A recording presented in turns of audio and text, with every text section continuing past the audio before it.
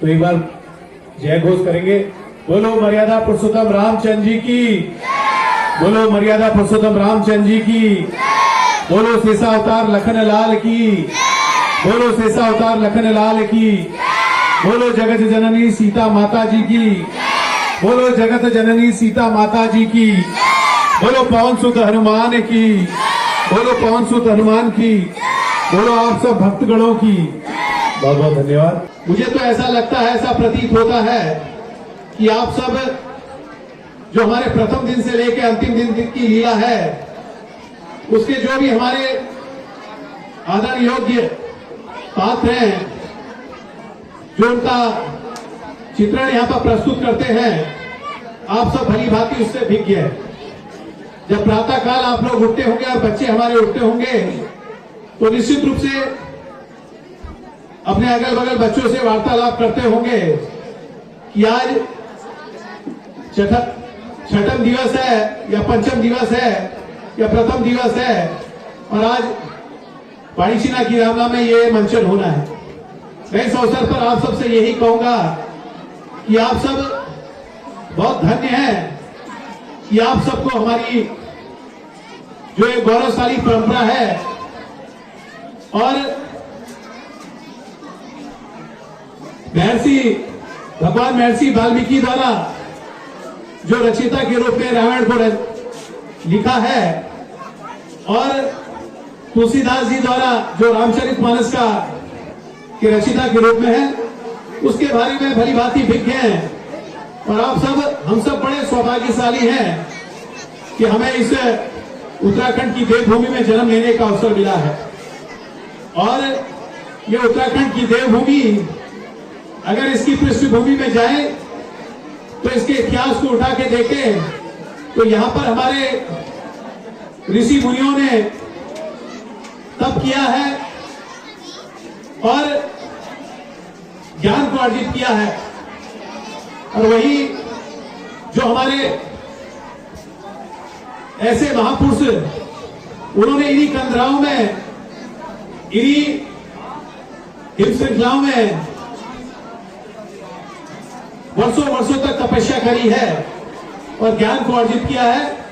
और उन्हीं जैसे लोगों ने विभिन्न वेदों का, रामायण का, महाभारत का, विभिन्न वेदों का रचयिता के रूप में हम लोग जानते हैं। ऐसे भारतवर्ष में जो हमारी गौरवशाली परंपरा है, यह आपको कई अन्य विदेशों में देखने को नहीं मिलेगी।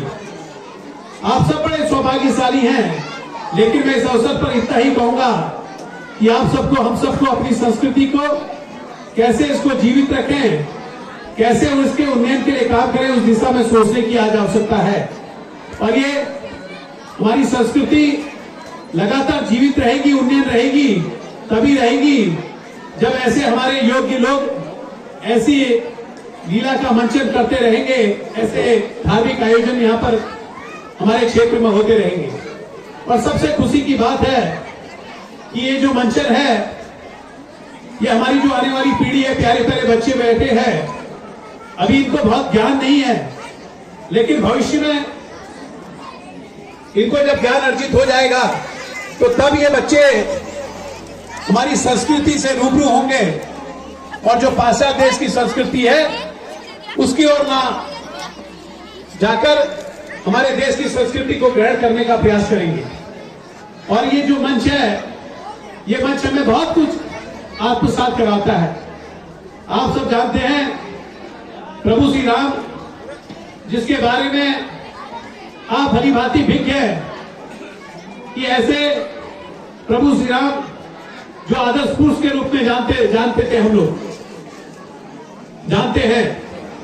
और उन्होंने अपने पिताजी के आदेश की कभी अवहेलना नहीं करी और उनकी बातों को सिरोधार्य किया, और यही कारण है कि उन्हें 14 वर्ष के लिए वनवास जाना पड़ा। और कहीं ना कहीं ये हमें इस रामायण से अच्छे विचार सीखने को मिलते हैं। अच्छे विचारों को कैसे हम आचरण करें, ये सब इसी चीजों से सीखने को मिलता है कि एक पुत्र पिताजी के आदेश को सहज स्वीकार करता है। ये हम सबको भी इस बात को जानने की आज आवश्यकता है। और वही छोटे भ्राता लखन बड़े भाई के प्रति जो अगाध प्रेम था और बड़े भाई के मना करने के बाद भी उनके पीछे पीछे वनवास को चले गए। पौंसू धनवान एक उनके सेवक के रूप में हमेशा उनके सजग प्रहरी के रूप में खड़े रहे। ये सारी चीजें आप सबको सिखाई जाती है, लेकिन इसमें यह भी सिखाया जाता है कि रावण बलशाली था, बुद्धिमान था, लेकिन अहंकार। और मैं हमेशा कहता हूं कि कोई भी व्यक्ति किसी भी पद पर बैठा है, उस व्यक्ति को अपने अंदर अहंकार लाने की आज आवश्यकता नहीं है। कहीं ना कहीं अहंकार आपके विनाश का कारण होता है। तो इसलिए इस सारी चीजों का सार इस लीला के मंचन से मिलता है। मैं आप सबसे करबद्ध प्रार्थना करूंगा कि आप सबसे एक निवेदन करूंगा कि आज बड़ा कष्ट होता है जब हम अखबार को प्रातःकाल अखबार को उठा के पढ़ते हैं तो देखते हैं कि कहीं ना कहीं एक ऐसी चीज है, उसके लिए हमें संकल्प लेने की भी आवश्यकता है इस पवित्र स्थल से कि हमें जो आज हमारी बुराई है उस बुराई को कैसे रोके कि हमारे पर्वतीय क्षेत्र में जो गलत व्यसन आ गया है, और उसमें सबसे बड़ा जो गलत व्यसन हो गया है कि एक ऐसी चीज जो स्मैक और ड्रग्स की है। आज हमारे कुछ ऐसे असामाजिक तत्व हमारे बच्चों को बिगाड़ने के लिए पर्वतीय क्षेत्र में उसको लेके आ रहे हैं। तो अपने बच्चों को आप सबके उसके बच्चों के आचरण को देखने की आज आवश्यकता है कि कहीं आपका बच्चा उस स्मैक और ड्रग्स के गिरफ्त में न पड़ जाए। आप प्रातःकाल अगर उठाते होंगे अखबार तो आप रोज कुछ ना कुछ सुनते होंगे।